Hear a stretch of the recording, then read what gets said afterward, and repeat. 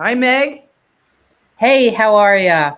All right, talking to you from Providence, Rhode Island today. Yes, and I might have my Rhode Island Football Club hat on, but I'm still in Nairobi, Kenya. 75 and sunny here, close to the equator. So, Well, as you yeah, know, us Patriots fans had to bundle up yesterday because we had so much snow. I don't know if I can get out of my house, but my good friend Deb made it over. We were the only people on the street when I walked her home, but what a great day today. so you had a victory march. Yeah, absolutely. We are so excited. It's just been 7 long years, and we are going back to the Super Bowl. It's so exciting. So, we're going to talk about that today on Game Day Gab. We're going to start off with just a little final thoughts on men's college football. Then we'll get a little bit into the championship games yesterday. We're going to talk a little bit about women's basketball and then highlight some women that we know are going to the Olympics. So that's our agenda. So let's get into it with college football. Wow, Right. that Mendoza kid, something else. He seems to be quite the guy on the field and off the field. That's why I think we all love him. He's all around. He's got a great future ahead. He really does. And his attitude, I mean, his family super supports him. His mother has an illness and in a wheelchair. And this guy's just riding the positivity train. No, And to he's be so excited. there have been only 18 players in the history of college football, which I know goes back a long time because Rutgers and Princeton used to have a rivalry back in over 150 years ago. But this 18 players have won the Heisman and then gone on to win the national championship. So that's a pretty Wow. elite pretty elite crowd, and his positivity is fabulous. And Indiana, like we've talked about before, it was some blessed event, chemistry, 2 year team turnaround. 2 year turnaround. They were known that for basketball. He right. comes So in. yeah. So you got to love the Hoosiers, but the Hoosiers means football now. So Carson Beck, who I don't know much, he played at a couple different schools. This was his 7th year in the NCAA. He got into this NIL business and he took 3 to 4 million, somewhere between $3 and $4 million to go to Miami. And I have my own issues with NIL. So the kid's already been paid, and you're paid to deliver. And he had a great season, and I know he had a little injury business, but at the end of that game, Barbara, to not shake a hand, it's just That not video's professional. going that video is going viral that he didn't shake his hand, and I think it was really bad. And I have to say, in our house, we're a little bit uh, more than others. We're a lot more, I should say, down on Miami. Obviously, they paid Carson Beck, but right before the college playoff final, they announced that they were taking Mensa from Duke, and you can imagine how my phone was screaming from one son in New York City who's a Duke alum and a big Duke fan. Shout out to Daniel. But yeah, this NIL stuff, we may have to devote another thing to that, another Oh episode yeah, to that, and maybe have our sons come on and talk about it yeah. and see what they think about it. But not shaking, the opposing quarterback's hand. I know you threw an interception; it ended the game, but you got to man up, as they say. And I think Yeah. the rest of the team stayed on the field and congratulated Indiana in what was a magical season of going undefeated. Yeah. So sportsmanship is big. And I agree about this NIL stuff. And I think when we get into college basketball, we can really start highlighting it because we kind of came in at the tail end of the college playoffs. But, people are saying, people who know more than us are saying that he'll get drafted maybe third or fourth round and he'll have a very nice career as a backup quarterback, which we know that Jarrett Stidham is making between $7 and $8 million, and that's nothing to cry about. But let's go back to Mendoza for a minute, because our Sure. our big New England hero, Tom Brady, is an ownership partner in Las Vegas, and they got the number 1 pick. So hopefully Mendoza gets picked by them. But they don't have a coach right now. They fired Pete Carroll, one and done with Pete Carroll. And as you know, we were talking, you need three things. You need the right coach, you need the right O-line, and you need that thing that you can't really quantify, which is team players really being on the same page and really having each other's back. And I think Right. Mike Vrabel certainly has built that in the locker room. They say he's the alpha dog in a locker room full of alpha dogs, but Right. it has created a magic, and we hope that it happens for Mendoza because he's going to be fun to watch. Yeah, let's hope they give him the right coach because, the Mac Jones experiment was ugly. So let this kid has so On much. Drake May. We're focused on the Drake May. We're going to talk about Drake May in a sec. But so anyway, we're wishing the best to Mendoza, and I would never want to live in Las Vegas, but we'll sidetrack that one. Well, Meg, if I paid you $10 million a year, you might want to live in Las Vegas. I guess I get a house. Is it an indoor stadium there? Do you know? Yeah, it's got to be. Got to be. It's so hot during the day, at least. It's nice in the evening. Yeah. All right. Well, let's talk about Drake May. Oh, my gosh. That was a nail biter until the very end. I'm calling it the Snow Bowl. It didn't start out that way, certainly the first half. And, it was a defensive struggle, which we sort of thought it would be. And in the end, Drake made the plays that we needed. The defense was outstanding for yet another week. Yes, because what I read was the defensive guys, especially captains, playing with the chip on their shoulders because the Bills defense, Houston defense, Denver defense. Nobody's ever talking about the Pats defense, and we're still in this thing because of the Pats defense.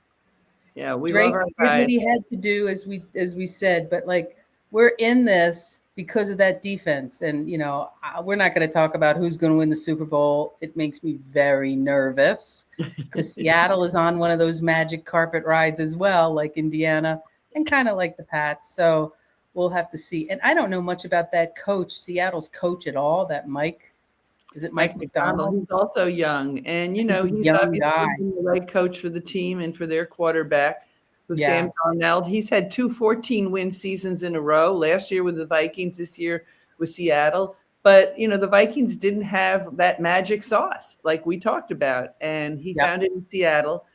Some of us are going to have a little bit of, flashback to the last time the Patriots and the Seahawks met in the Super Bowl, and thanks to Pete Carroll on a 1-yard line bad play, we won. So he should have called the run, and he called a throw, and that was the end of that. And the quarterback, who was Russell Wilson, should have known better and just done it like Drake May did yesterday. Took the ball in their own hands and got over the score, got over the line. The line. Well, it just says you got to watch these games till the end, and I have to say, kudos to the NFL. This playoff season has had some of the best games. There was really only one game or 2 games that there was a big differential in the score. You had to watch them. You saw some great playing, and on to California. Here we go. All right. What's next today? Well, February 8th, right? And so there's all this stuff, they're going to have that whole MVP ceremony and stuff before the Super Bowl. So if you're a candidate, do you go? Does Drake May have to take the day off and go? Because Matt Stafford is probably resting. So, and is Josh Allen still a candidate? They keep talking about Drake May and Stafford. So I don't really know. I do want to have one little gab about this Drake May nickname business. Okay. So it's just so meta. If your nickname is Drake, quote Drake May, that's what people are calling him, and even Tom Brady is calling him that. But it's Drake. It's Drake May, because his name is so simple that's what his nickname is. Or he's just so good. his nickname is Drake May because that's the nickname of a guy who's like a superhero. So he's Drake May in quotes May. So That's go funny. figure. He says he has no really idea why it happened or when it happened, but people are all using it now. It's viral, and he said, "I think I like it. It's pretty clever and it's pretty funny." So that's what he has said. So Well, he's this, got a good attitude, and he's young, and he's riding a fabulous season, yeah, and Patriot Nation is just we're all in, and, we're all in. it's But very exciting. yeah, so what they did yesterday was they did take care of the football. Yeah, he was a little cautious, I would say, because of Yeah. his so maybe between And losing the ball a same lot. with Stevenson, right? Because his fumble days are over, and he ran it for like 2 yards, 2 yards, 2 yards, and he held on to the ball. Well, there's not gonna be any weather conditions, I think that Well, in it could Northern rain, California. It could rain, but could rain, but it that's won't be that cold. Because my daughter Lily, who lives in San Francisco, says when it's raining in San Francisco, it's snowing up in Tahoe. So it well, could, we'll see. yeah. So we love our Pats, and it's going to be super exciting in the lead up We because have every night. lots of different hats to wear, like I don't think I have anything Pats. My son has the viral "I Heart Drake May" sweatshirt that he got from a buddy of his at the holidays. So So I was in New York City last week and wore this hat around the city, and I thought, oh, I'm going to get beaten up. And actually, I had 3 people stop me to tell me they were Patriot fans, and one guy opened his jacket. And in New York, you get a little word when someone opens their jacket. And he opened his jacket, and lo and behold, he had on his Patriots sweatshirt and was getting ready to go watch the game. We were standing outside a coffee shop. So that's shout out funny. to New Yorkers who are part of Patriots Nation. We appreciate it. Well, I was somewhere. Oh, I went to well, my kids went to the International School of Kenya, and they had a farmers market on Saturdays. And I went there because one of our authors, some of the work I do here was signing books. She's a teacher at ISK, and a guy walked by with a Eagles shirt on, and I said, "Go Birds!" And he looked at me like I had 10 heads. I mean, here I am in Kenya. I don't know if he knows what the Eagles are. Yeah, some of that. So I I'm was a sorry, little that's embarrassed. I'm like, all right, go bird. Like you say, go birds. People usually give you a hug. But this guy didn't really seem to know that he had a Philadelphia Eagles shirt on. It's just a cool shirt, right? So that well, made me, that's a when you whole say nother. football here, we're talking soccer. So I always have to say American football. Uh, but so happy for these guys. They work really hard. Are they the underdogs? Absolutely. And we'll just have to see what happens. But let's talk a little about women's basketball. All right, let's go to women's So I've sports. made a commitment to follow this unrivaled league, which will be till championship is in March sometime. In this 3-on-3, I still haven't watched a game, but I will. I think when I get back to East Coast time, I'll watch a game. But Yeah. interestingly, they have within the game, within this league that happens until March, they have all these different competitions. There's a free throw competitions, there's a one-on-one competition, and you just win extra cash that's sponsored by whomever. So I just find it really cool. But the Lace and the names of these teams are great. The Laces are 5-1. Mist is 5-2, and Breeze is 4-2. But I want to talk about Breeze because Paige Buchers plays for the Breeze, and she is the leader in assists and game-winning shots. Yeah. So that's super interesting. There's a couple games today, but I said 7:30. I don't know if it meant 7:30 my time or 7:30 your time. I'm 8 hours ahead. But Chelsea Gray is still the leader in offense, but the Rose is out of the top 3. And also these Lunar Owls, which is also a funny name, but Lunar Owls, where are they based? I don't know. I gotta track down. I mean, I've been trying.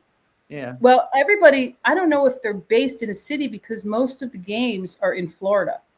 They rent out the venue for like the weekend of games. So everybody's there.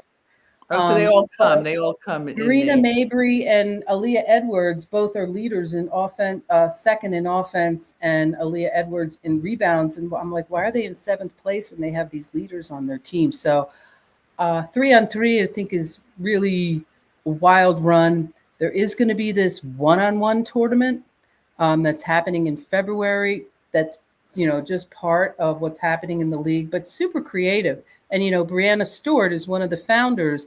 And when she played on Sunday, and she put the sign up, abolish ICE. And I was just happy to see that some sports leaders and influencers are trying to put some sanity into what's going on. We're not going to be too political on here, but Yeah. it is insanity, and it should stop. So between other kind of influencers, I think, and you mentioned something about other NBA guys. The WNBA Players Association put out a letter, and as you said, we Right. don't really get into politics, but this is just something people have a right to be on the streets and shouldn't And protest peacefully. Enough said. Enough said. It's a sad moment for all eyes on Minnesota, and our hearts are here too. Yeah. So keeping with women's basketball, the league, the WNBA, which is the baby sister of the NBA, is supposed to start games starting May 8th, but no collective bargaining agreement. They are still not at an agreement. I saw what are some of the issues? Do you know what some of the issues are? Yes. Two main issues. The players want to receive 30% of the gross revenue. And the WNBA folks are saying, we want to give you 50% of our net revenue. So I have not done the arithmetic, and I'm not going to do it here. I have no idea what kind of revenue. I don't know if it's by team or whatever. So they just haven't agreed on that. And then the other piece that Paige Buchers was talking about, an article that I read, that the WNBA now, or the teams, are providing housing, local housing for the players, and they're trying to nix that. And you know a lot about housing, Barbara. So it's expensive in a lot of these cities. That's not a big thing to be included for these women who don't get paid the big bucks like the boys in the NBA. So who are raising children, by the way, and need to deal with childcare plus housing. There's a lot of these people, a lot of these players are married and they're responsible for the children. They can't just walk out the door. So, well, I think we're going to keep an eye on that and see how that develops. I mean, May 8th, as cold as I'm feeling today, May 8th is around the corner. Yeah. And we'd hate to see the season get delayed because of a strike, but we also understand that there's been huge shifts in attendance. You and I have gone to a game for the Connecticut Sun. It was very exciting. I've gone to a New York Liberty game. It was sold out. Yeah. It was crazy, wild fun. So these women are saying, okay, let's look at the new reality and see where we go from here. And hopefully these negotiating teams can hammer out something, because I think this year going in and with this unrivaled bringing more excitement into basketball, we should see another great season. I agree. And the other piece is that the Players Association in the WNBA, I think there's almost 200 players. They have already agreed. They have selected 7 people that are this executive committee. Brianna Stewart's part of it. I don't know who else at this moment. But if those 7 people decide to go on strike, the players said, yep, we'll go on strike. So we're not there yet. But pay these women. These mid-size arenas where they're playing are full. And with the beverages and the food and the different, like hats and shirts and all that stuff, the NBA is making money, and they should share it with the women and start. And the women can't just rely on like somebody like Caitlin Clark, who has millions of dollars worth of endorsements. Let's get these women paid. They're doing some wonderful stuff, and it's about time. So there we are with women basketball. It's very exciting. I'm excited to start talking about NCAA, but we're not there yet.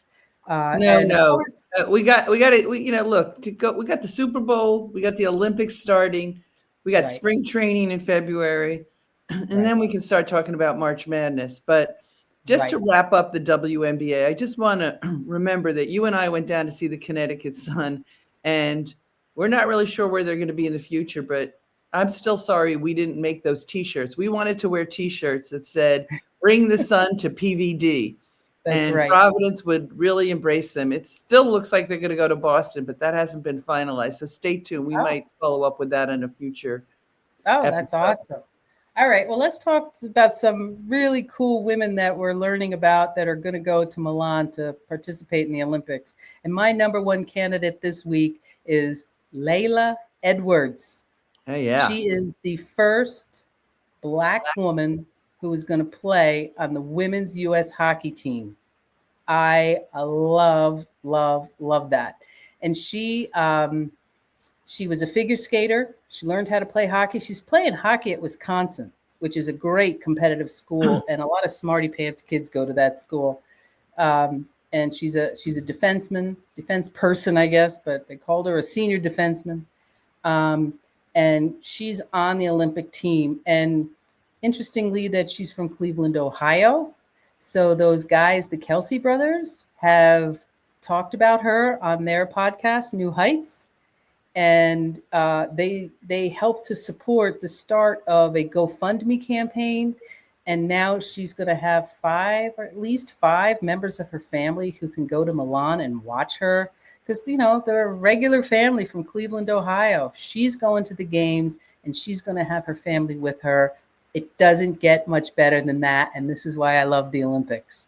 Yeah. And the other fun fact about Layla is that she's been in 2 national championships, and she won the MVP 1 year, and she's the youngest hockey player ever to win the MVP, on top of all her other firsts. And it turns out her sister also plays for University of Wisconsin. So clearly they are an ice hockey family in Cleveland.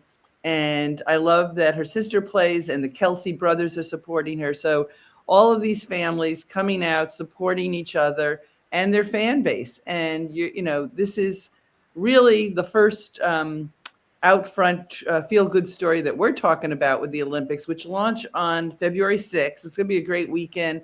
The Yeah. opening ceremony, I love it always because you have all these countries in their different uniforms with their flags, good sportsmanship. It could be really wonderful. And then, of course, for those of us who care, Sunday will be the Super Bowl. And then we got 2 full weeks of exciting uh, Olympics, and I'm kind Competition. of focused on Lindsey Vonn. I saw a clip this weekend, a little video they took of her. 2018, she won, and when they were interviewing her, she started to break down, and she said, "I'm just very emotional because this is my last Olympics." Ta-da! Drum roll. Here we are, 8 years later. She's 41, and she's not only back, she's winning. It's one thing to come back, but she's competitive and she's winning. And so I'm going to be a lot more focused on downhill skiing than perhaps Awesome. otherwise. So it's going to be really fun to watch some of these women. Yeah. Well, I'm going to call out one more person, Chloe Kim. I hope you're ready to go. She had a training accident a few weeks ago, torn labrum. And I happen to know about shoulder stuff because I broke my humerus back in the fall and I had surgery. She's not having any surgery, so it may not be all that bad. And 6 to 8 weeks recovery for her, but she's not spending a lot of time in the half pipe right now. And I think repetition is good, but I can't imagine the kind of pain she's in, knowing what my experience has been with this shoulder business. So good luck to her. She's someone who has achieved great heights, and I just hope that she can do it again. She's still kind of young, and I just can't wait to see women achieving wonderful things at the Olympics. And it's not always just a gold medal. It's just, did you do your best? Because it makes us proud, and their families and all that. So that's about all I have to say today, Barbara. I'm just It's going to so end. great to gab with you. I saw a clip. The Israeli bobsled team has made the Olympics. And for those of us old enough to remember, there are already online suggestions that we need a movie, because when the Jamaican bobsled, That's we saw right. that great movie, Cool Runnings, Right. probably close to, oh, well, over 30 years ago. So I just think that's really funny that some of these countries that show up in the Winter Olympics, where there's probably never more than 3 snowflakes, although Israel does have some, but on the border with Lebanon, but it's just kind of crazy. So I do think what you said, the Olympics is really the unexpected in many ways. And those are the stories we're always looking for. So if anyone listening has an athlete or a story that they want us to talk about, let us know, because February will certainly be a lot of talk about the Olympics on our podcast. That sounds fabulous. So, Barbara, we'll see you shortly. I'm going to come back to America soon. And for everybody out there, join us.